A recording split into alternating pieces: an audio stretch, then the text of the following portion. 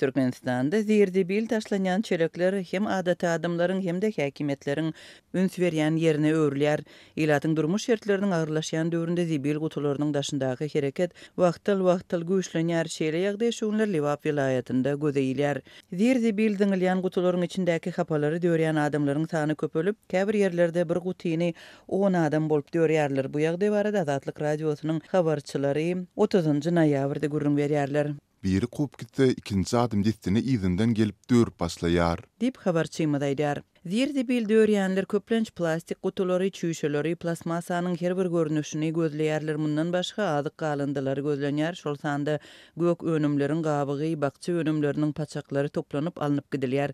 Bu azyk galındylary soň adatça mal ými hökmünde ulanylýar. Köp katly öýleriň ýaşaýjylaryny getirip taşlan zaýa bulan naharlary, käsir, soğun gabygyny kim toplap aýratyn bir halta salyp, öz ýany bilen tekeri ýükläp alyp gidýärler. Bir gelip giden soň destine ikinci adım elindäki uzyn taýagy bilen dibil gutusyny köp başlaýar.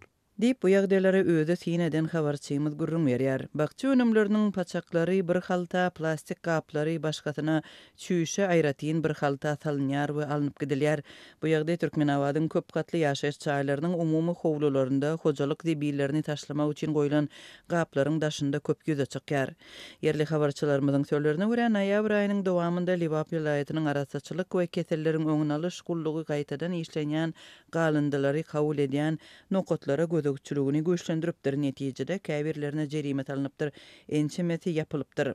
Gaýtadan işlemek üçin baklaşkalar kabul edýän nokotlara jerime ýazdyryp, şeýle nokotlaryň tashymmesini ýaptyrdylar. Dip yerli habarçylaryň biri gürrüň berdi. Onuň sözlerine görä, muňa garamazdan plastiki kabul edýän nokotlaryň ençemeti gyzylyn görnüşde işlemegini dowam etdirýärler. Ýöne häzir şol baklaşka nokody gizlin hereket edýär.